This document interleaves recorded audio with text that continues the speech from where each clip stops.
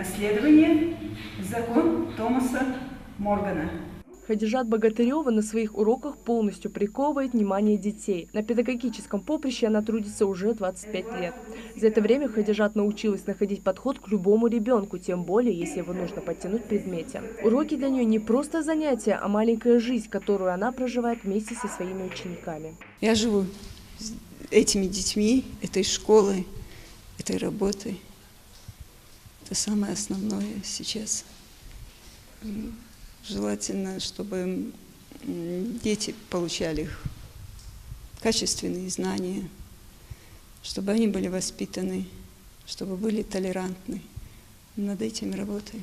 Глава государства наградил Хадижат медалью ордена за заслуги перед Отечеством второй степени, за большой вклад в развитие науки, образования, подготовку квалифицированных специалистов и многолетнюю добросовестную работу. Такая высокая оценка ее труда для нее значит очень многое. Не было такого удивления у меня, когда заслуженного Российской Федерации получала там, победителя конкурса «Лучший учитель России». Ну, здесь, конечно, было удивление. Я благодарна всем, кто заметил мой скромный труд. Заслуженный учитель и почетный работник страны, дипломат Ассамблеи народов России, победитель всероссийского конкурса «Лучший учитель». И это далеко не все достижения Хадижат Богатыревой. Окончив на отлично химико-биологический факультет Чечено-Ингушского университета, Хадижат Яхьяевна несколько лет трудилась в Малгобекской 18-й школе, выпускницей которой и является. А последние 20 лет она отдает всю себя учащимся 3-й школы. Хадижат Яхьяевна преподает нам нашему классу уже 3-й год.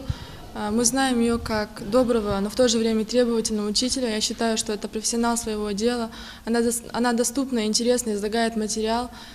Таким образом, она привила интерес к биологии у всех школьников, которым она только преподавала. Она очень доходчиво объясняет, мы всегда понимаем то, что она говорит. И на следующий урок можно не подготавливаться практически, потому что она объясняет практически всю тему, и отвечать на уроках бывает просто. К этой профессии Хадижат шла еще с детства целенаправленно. Большую роль в этом выборе сыграли ее учителя. Интересно с детьми работать. Я всегда была, вот в те годы были вожатые.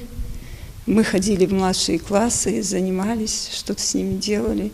Мне всегда это было интересно, я этим занималась. Хадижат Яхьяевна – часть дружного школьного коллектива. За время работы здесь успела найти общий язык с каждым и зарекомендовать себя как ответственного и добросовестного специалиста. Высококвалифицированный учитель, который прекрасно знает свой предмет, психологию детей, любит свою работу.